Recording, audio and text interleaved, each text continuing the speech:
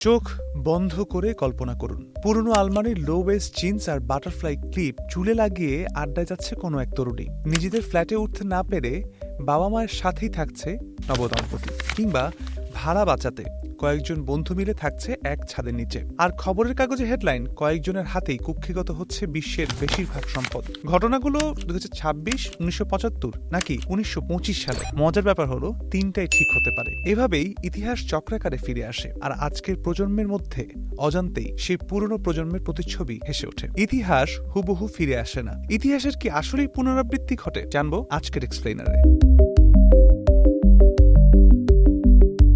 ইতিহাস হুবহু ফিরে আসে না, শুধু ছন্দ মেলায়। মার্ক টোয়েনের নামে প্রচলিত এই উক্তিটি তিনি আসলে কখনোই বলেননি। তার মৃত্যুর 60 বছর পর 1970 সালে এক কানাডিয়ান কবির লেখায় এটি প্রথম পাওয়া যায়।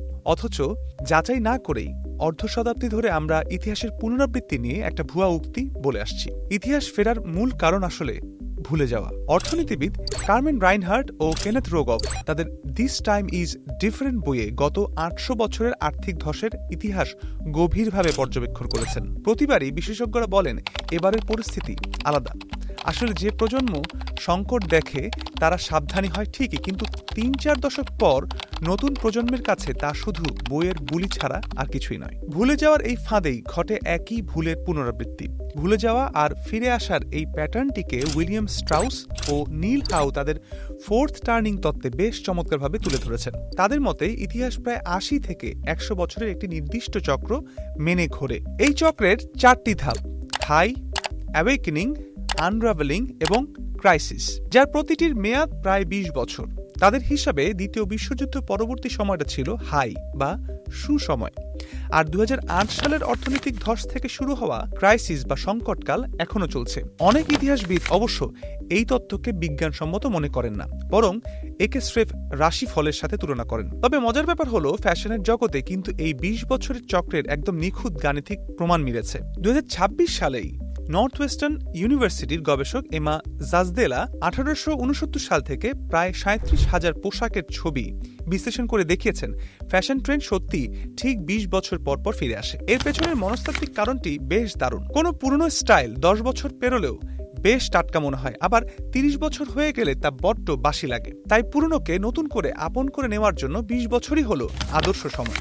এখনকার তরুণদের মাঝে লো রাইজ জিন্স বা গ্লিটার মেকআপের হাত ধরে 2000 সালের স্টাইল বা Y2K অ্যাস্থেটিক ফিরে আসাটা তারই প্রমাণ। সবচেয়ে চমকপ্রদ বিষয় হলো আজকের জেনজি প্রজন্ম সেই যুগে না জন্মালেও বাবা মায়ের পুরনো ছবি দেখে তারা এক অদ্ভুত ধার করা নস্টালজিয়া বুকে ধারণ করছে। ফ্যাশনে নস্টালজিয়া আনন্দের হলেও অর্থনীতিতে এই পুনরাবৃত্তি আরও অস্বস্তিকর। 1870 থেকে 90 সালের গিল্ডেড এজের মতোই আজও গুটি কয়েক মানুষের হাতে সম্পদ জমছে।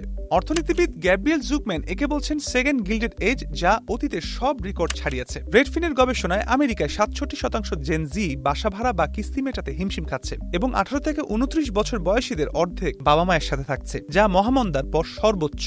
বাংলাদেশেও শিক্ষিত তরুণদের বেকারত্ব 13% ছাড়িয়েছে, আর ঢাকায় পারিবারিক আয়ের 9% যাচ্ছে শুধু বাসা ভাড়ায়। বাধ্য হয়ে জীবনযাত্রায় ফিরছে পুরনো ছায়া। 60-এর দশকে হিপি তরুণরা সাংস্কৃতিক বিদ্রোহ হিসেবে কমিউন বা দল বেঁধে থাকত, কিন্তু আজ ফরচুন রিপোর্টের মতে তরুণরা নিছক টিকে থাকতে বন্ধু বা পরিবারের সাথে বাড়ি কিনছে। পিইউ রিসার্চ বলছে আমেরিকায় 50 বছরে যৌথ পরিবার 4 গুণ বেড়েছে। মনোবিজ্ঞানী জিন টোয়েন্সের মতে জেনজি প্রজন্মের সাথে মহামন্দা ও বিশ্বযুদ্ধ দেখা সাইলেন্ট জেনারেশনের দারুণ মিল রয়েছে, কারণ 9/11, 2008-এর মন্দা ও অতিমারি দেখে বড় হওয়া জেনজি অনেক বেশি সতর্ক এবং ঝুঁকি বিমুখ। উদ্বেগ কমাতে ও আত্মবিশ্বাস বাড়াতেই তারা নস্টালজিয়ায় আশ্রয় খুঁজছে।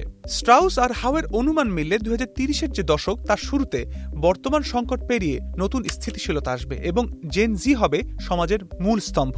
প্রথম গিল্ডেড এজের পর যেমন শ্রমিক অধিকার ও কর সংস্কারের প্রোগ্রেসিভ এরা এসেছিল, আজকের সেকেন্ড গিল্ডেড এজেও হয়তো নতুন সংস্কার আনবে, আর বাধ্য হয়ে একসাথে থাকাটা হয়তো সমাজের নতুন স্বাভাবিকতা হবে।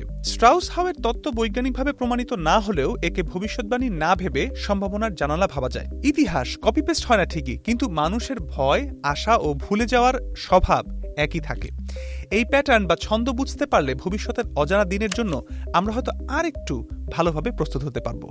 এমন আর সব গুরুত্বপূর্ণ সংবাদ বিশ্লেষণ পেতে ভিজিট করতে পারেন বণিকবার্তা.com। সেই সাথে সাবস্ক্রাইব করতে পারেন বণিক বার্তার ইউটিউব চ্যানেল এবং ফলো করতে পারেন বণিক বার্তা ফেসবুক পেজ।